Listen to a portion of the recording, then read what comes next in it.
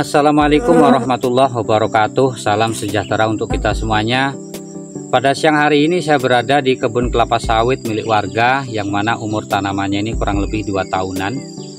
Dan pada kesempatan kali ini kita akan membahas satu topik yang berkaitan dengan gejala klorosis pada daun sawit, atau hilangnya atau gagalnya pembentukan klorofil sehingga daun sawit tidak lagi berwarna hijau. Di depan saya ini ada salah satu contoh gejala klorosis yang disebut dengan white stripe nih. Lihat ya, ada garis putih memanjang di sepanjang helaian daun sawit seperti ini ya. Ini namanya gejala white stripe.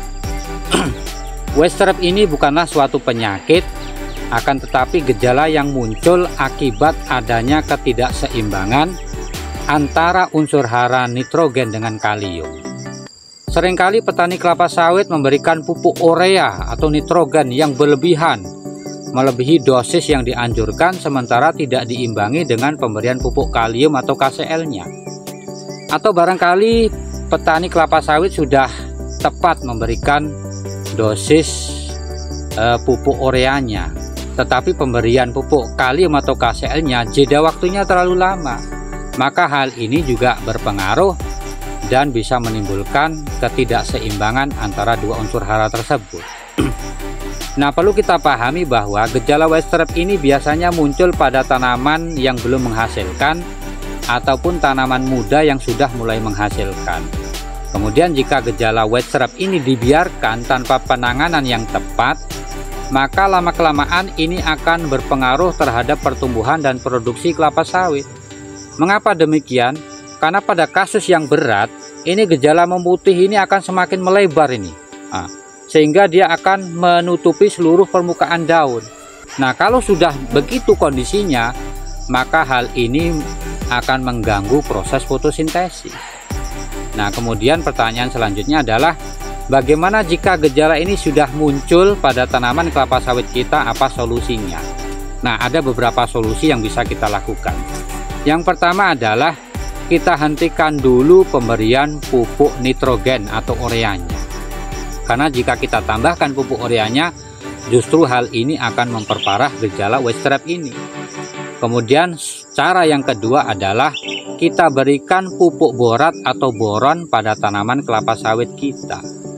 Nah, pemberian pupuk borat atau boron ini tentunya disesuaikan dengan gejala yang muncul. Kalau masih ringan seperti ini, tentu dosisnya rendah. Tetapi kalau sudah berat ya, maka dosisnya agak ditinggikan.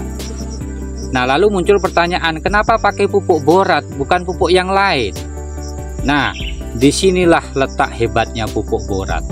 Ketika tanaman kelapa sawit mengalami ketidakseimbangan antara unsur nitrogen dengan kalium, nah lalu kita tambahkan pupuk borat pada tanaman kelapa sawit kita, maka pupuk borat inilah yang akan menyeimbangkan kedua unsur hara tersebut. Nah, di sisi lain, biasanya gejala white stripe ini muncul juga gejala yang lain, di mana kita bisa melihat ada gejala defisiensi boron yang muncul. Nah, setelah saya periksa ini di seluruh tanaman kelapa sawit ini, rupanya di samping ia muncul gejala white stripe, dia juga muncul gejala defisiensi unsur hara boron, di mana daunnya dia keriting, pelepahnya memendek dan lain-lain. Nah, itu solusi yang kedua. Kemudian solusi yang terakhir untuk mengantisipasi munculnya gejala white stripe ini adalah pemberian pupuk KCl atau kalium yang dilakukan setelah pemberian pupuk nitrogen atau urea itu jeda waktunya jangan terlalu lama. Contohnya, ketika bulan kemarin kita memberikan pupuk nitrogen atau urea, maka sesegera mungkin setelah 2 minggu, paling lama 1 bulan, lalu kita kasihkan pupuk KCl atau kaliumnya. Jangan sampai jeda waktunya ini terlalu lama. Kalau lama waktunya, maka hal inilah yang menyebabkan ketidakseimbangan antara dua unsur hara tersebut. Barangkali ini saja yang dapat saya sampaikan. Mudah-mudahan bermanfaat, dan mohon maaf jika ada kekurangan atau kesalahan. Dan saya akhiri, salam petani kelapa sawit Indonesia.